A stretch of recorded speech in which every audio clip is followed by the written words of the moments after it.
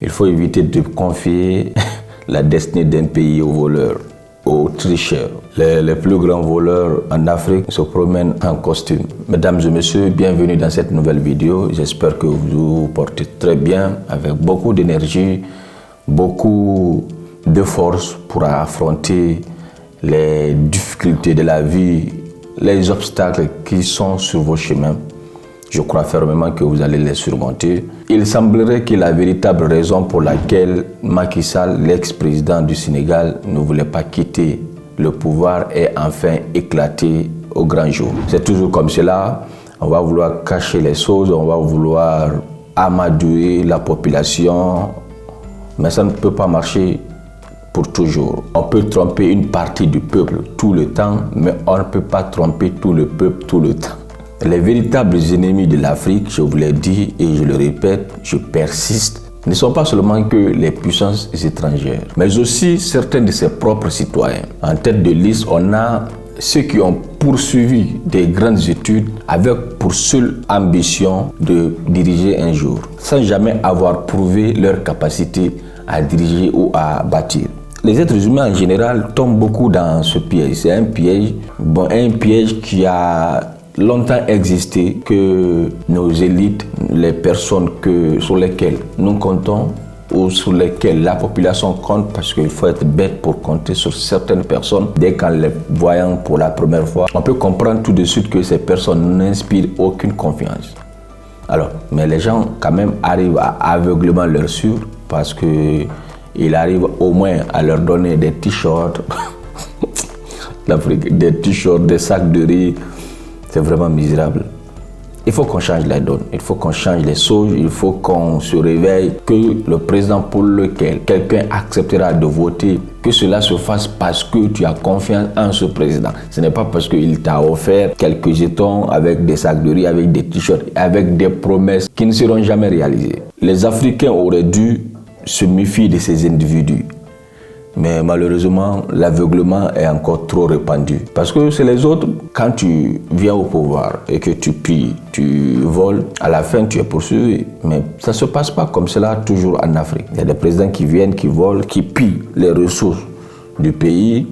Après, légèrement, qui arrivent à s'en sortir. Peut-être ce sont ces ministres qui vont payer les pots cassés. Après, peut-être, et même cela politiquement. Si les dirigeants savaient qu'une fois qu'ils ne seront plus au pouvoir, ils seront poursuivis pour les détournements, réellement poursuivis, je pense bien que ça allait beaucoup changer leur mentalité une fois au pouvoir. Mais hélas, tous les Africains, à l'unanimité, doivent refuser de soutenir et de voter pour les leaders politiques qui se présentent aux élections sans avoir auparavant créé au moins ne serait-ce qu'une petite entreprise qui emploie au moins 500 personnes. Et ça pour plusieurs années. Ce n'est pas que quand tu as l'intention de créer ton parti politique, tu viens faire une petite entreprise qui emploie 10 personnes pour que les gens disent « Ah non, il a investi, il a commencé à aider avant qu'il ne soit au pouvoir, donc il ne va pas voler. » Non, ce n'est pas cela.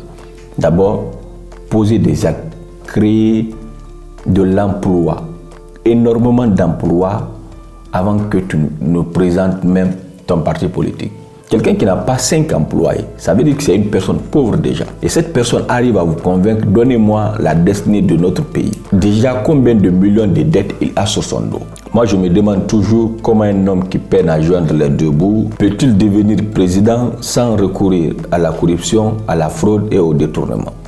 Ce n'est pas possible. Il ne faut pas qu'on se mente. Le gouvernement de Macky Sall a tenté de cacher la vérité aux Africains, mais le dégât est trop grand pour être ignoré. La vérité finit toujours par éclater. Au Sénégal, le Fonds monétaire international confirme qu'entre 2019 et 2024, une partie de la dette a été cachée par le gouvernement précédent pour un montant d'environ 7 milliards de dollars, confirmant ainsi les conclusions du rapport de la Cour des comptes publié en février 2025. Le chef de mission de FMI pour le Sénégal, Edouard Gemaël, est en visite depuis une semaine à Dakar pour s'entretenir avec les autorités sénégalaises du contenu de l'audit des comptes publics. Alors que le programme d'aide du FMI au Sénégal est suspendu depuis que les nouvelles autorités ont relevé les erreurs dans les chiffres officiels des finances publiques sous l'ex-président Macky Sall. Il faut éviter de confier la destinée d'un pays aux voleurs,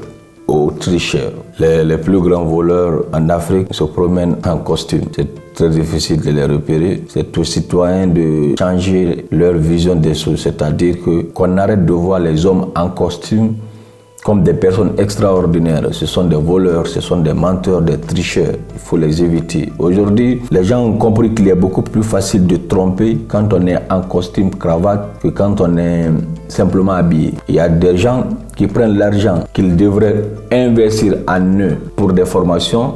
Ils partent payer des costumes parce qu'ils savent que même rien de la tête, tu es bien habillé, tu peux mentir et que ça passe. Si tu es cultivé et que tu n'es pas bien habillé, les gens vont se poser la question, ah mais lui il se prend pour qui? Regarde comment il est habillé. L'Africain regarde d'abord l'habillement avant de regarder ce qui est dans ta tête. C'est pourquoi il est plus facile de les mentir quand on est en costume cravate, quand on est habillé simplement. Qu'on ne vous croit pas, soyez vous-même, laissez ces menteurs qui se promènent en costume cravate, continuez de le faire. Mais les plus grands voleurs, moi je me dis, en Afrique, ce sont ceux qui ont réalisé des grandes études dans l'optique de diriger uniquement. Parce que si on veut aider son pays, il y a beaucoup de manières d'aider son pays, il y a beaucoup de manières d'avoir de l'argent. Mais pourquoi il faut diriger? C'est la question qu'on doit. Pourquoi il faut diriger? Pourquoi la fonction publique? Pourquoi?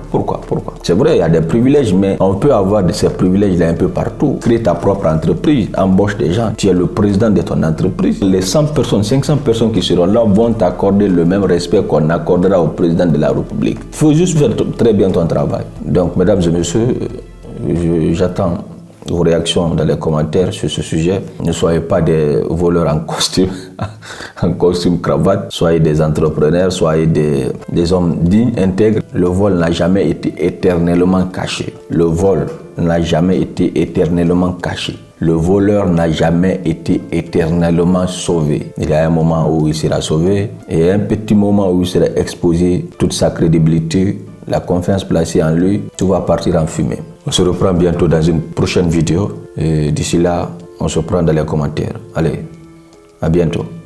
À très bientôt.